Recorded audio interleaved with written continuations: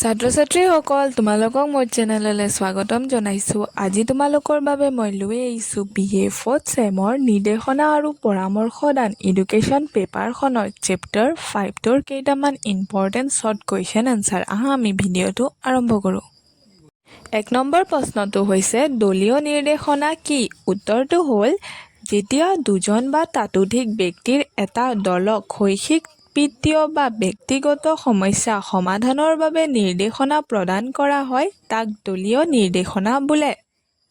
2 number প্ৰশ্নটো হৈছে দলীয় নিৰ্দেশনাৰ এটা সংজ্ঞা দিয়া। উত্তৰটি হ'ল মনোবিজ্ঞ ক্ৰু আৰু কোৰ মতে নিৰ্দেশনাৰ দলীয় অৱস্থাই সাধাৰণতে সেই নিৰ্দেশনা সেৱাৰ বিষয়ে কয় যি ব্যক্তি বা ক্ষুদ্ৰ দলক বিদ্যালয় ব্যক্তিসকলৰ দ্বাৰা প্ৰদান কৰাৰ বাবে গঢ়ি তোলা হয়। 3 নম্বৰ প্ৰশ্নটো হৈছে দলীয় নিৰ্দেশনা শব্দটো কোনে প্ৰথমে প্ৰয়োগ কৰিছিল? উত্তৰটি হ'ল বেনেট নামৰ শিক্ষাবিদজনে তেওঁৰ গাইডেন্স ইন গ্ৰুপ নামৰ গ্ৰন্থখনত দলীয় নিৰ্দেশনা শব্দটো প্ৰথমে প্ৰয়োগ কৰিছিল। 4 নম্বৰ প্ৰশ্নটো হৈছে দলীয় পৰামৰ্শদান কি? উত্তৰটি হ'ল যেতিয়া দুজন বা ততোধিক ব্যক্তিৰ এটা দলক শৈক্ষিক বিত্তীয় বা ব্যক্তিগত সমস্যা সমাধানৰ বাবে পৰামৰ্শ প্ৰদান কৰা হয় তাকে দলীয় পৰামৰ্শদান বুলি কোৱা হয়। 5 নম্বৰ প্ৰশ্নটো হৈছে বিশেষ প্ৰয়োজনযুক্ত শিশু কোনবোৰ? উত্তৰটি হ'ল সাধাৰণতে যিবোৰ শিশু শিক্ষা ব্যৱস্থা আৰ্হি প্ৰস্তুতৰ সময়ত সাধাৰণ স্তৰ ছাত্ৰ-ছাত্ৰীসকলৰ প্ৰতি লক্ষ্য ৰখা হয়। সাধাৰণ স্তৰ মানে হ'ল যাৰ বুদ্ধাংক পৰিমাণ 90 পৰা 110 হয়। 6 নম্বৰ প্ৰশ্নটো হৈছে নিৰ্দেশনা প্ৰয়োজনীয় বিদ্যালয় কেন্দ্ৰিক সমস্যা এটা লিখা। উত্তৰটি হ'ল নিৰ্দেশনা প্ৰয়োজনীয় বিদ্যালয় কেন্দ্ৰিক সমস্যা এটা হ'ল যোগাযোগ ব্যৱস্থা উন্নত কৰা, শিক্ষকৰ সৈতে অভিভাৱকৰ নিয়মিত যোগাযোগ নিশ্চিত কৰা। 7 নম্বৰ প্ৰশ্নটো হৈছে বিদ্যালয় নিৰ্দেশনা নিৰ্দেশনশালা কি?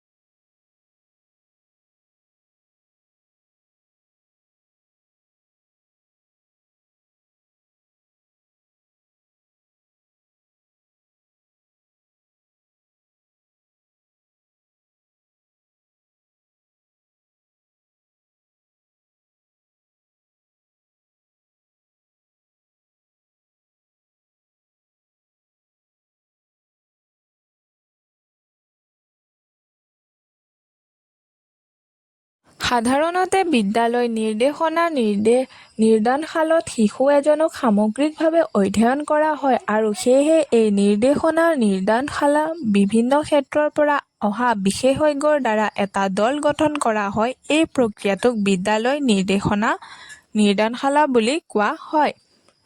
8 নম্বৰ প্ৰশ্নটো হৈছে দলীয় নিৰ্দেশনাৰ এটা নীতি উল্লেখ কৰা। উত্তৰটি হ'ল দলীয় নিৰ্দেশনাৰ এটা নীতি হ'ল দলীয় নিৰ্দেশ দান কাৰ্যৰ বিকল্প স্বৰূপ নহয় পৰিপূৰক স্বৰূপ হ'ব লাগে।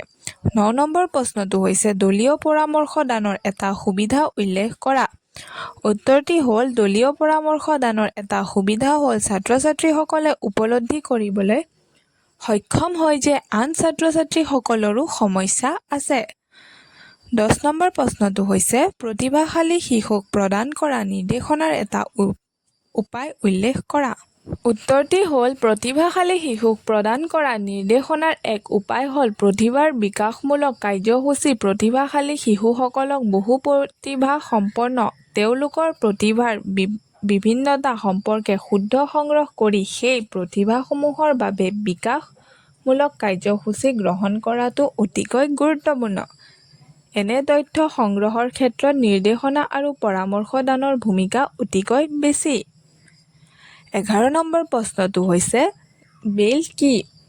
সাধাৰণতে যিবিলাক শিশুৱে মেগ্নিফাইং গ্লাছ ব্যৱহাৰ কৰিও পঢ়িব নোৱাৰে বা একেবাৰে দেখা নাপায় তেওঁলোকৰ বাবে ব্যৱহাৰযোগ্য মাধ্যম হৈছে ব্ৰেইল। এই মাধ্যমটোক ব্ৰেইল বুলিও কোৱা হয়। ধন্যবাদ।